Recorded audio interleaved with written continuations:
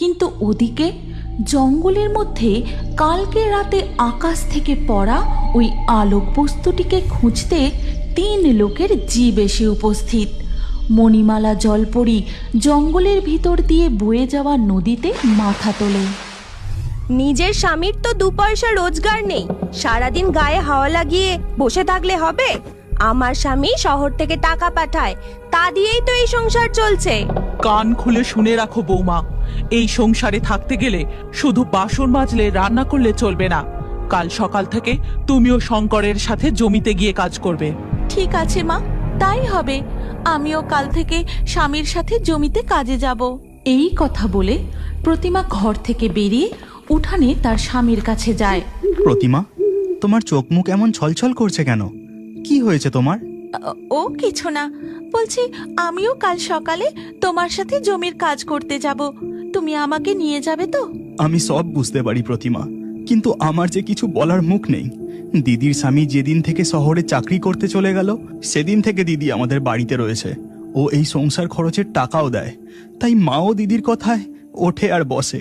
উঠানে বসে শঙ্কর প্রতিমাকে এই সব কথা বলতে বলতে হঠাৎ পূর্ব দিকের আকাশে দেখতে পায় এক উজ্জ্বল আলো।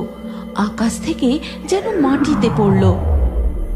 প্রতিমা, প্রতিমা, তুমি দেখলে ওই উজ্জ্বল আলোটা?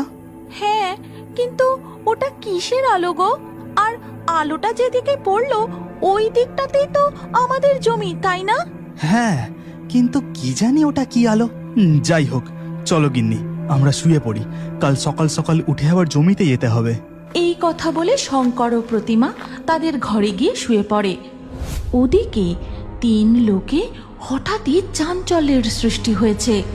নাগলোকে নাগরাজ নাগিনকে বলে, যে কোনো উপায়ে, যে কোনো মূল্যে তোমাকে ওই লাল রত্ন খুঁজে নিয়ে আসতেই হবে। তুমি শীঘ্রই প্রস্তুত হও আর এক্ষুনি রওনা দাও নাগিন। যথাজ্ঞা নাগরাজ, আমি আপনাকে নিরাশ করব না। এই কাজে আমি সফল হয়েই ফিরে আসব।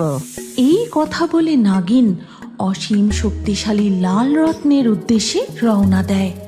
তখন ওদিকে পরী রাজ্যে রানী পরী লালপরীকে বলে, লালপরি, রওনা দেবার জন্য তুমি প্রস্তুত তো?